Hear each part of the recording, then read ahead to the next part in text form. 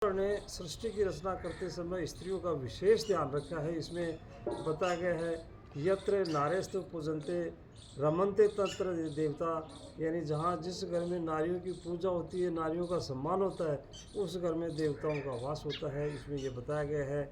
लेकिन इसमें एक और बात आती है कि जहाँ जिस घर में ये 4 प्रकार की औरतें हैं, तो उन 4 प्रकार की औरतें हैं, उसमें इनका जो सम्मान अपन नहीं करेंगे तो जो है अच्छा रहेगा, या यूँ कहें कि हम पाप के भागी बन जाते हैं इनका सम्मान करके। कौन कौन सी प्रकार की 4 स्त्रियाँ बताई गई हैं कि वो इसमें एक पहले इस नंबर पर आती है कि जो पत्नी अपने पति की हत्या करवा देती है, हत्या कर देती है, या सुपारी दे करके, जैसे आजकल अखबार में पढ़ते हैं, रोज़ाना पढ़ते हैं कि जो है अपने पति की हत्याएँ करवा देती हैं, उसमें प्रेमी के चक्कर में पड़ करके, या अपने जो उस पति के लिए बताया गया कि पति उसके लिए सब कुछ होता है, पति ईश्वर के बराबर होता है, चाहे वो कैसा भी पति हो, जो बूढ़ा हो, अंधा अपाहिज हो, कैसा भी हो, जो बूढ़ा, यानी उसमें बताया गया पति के लिए पतिव्रत का धर्म जो एक बहुत बड़ा धर्म बताया गया है कि पत्नी को ये चाहिए कि वो पत्नी अपने पति का सम्मान करे।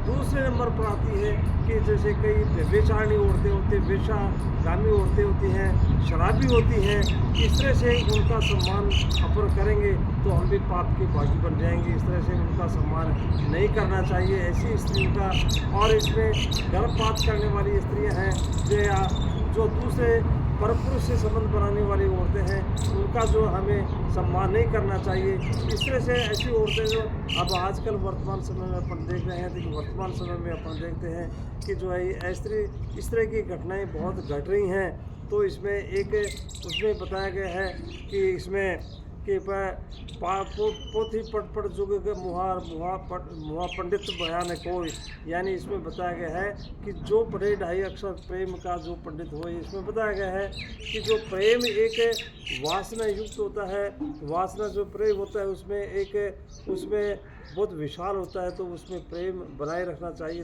पति और पत्नी का ये जो है उसमें धर्म होता है उनका कि उनको जो आपस में प्रेम से जो है रहना चाहिए।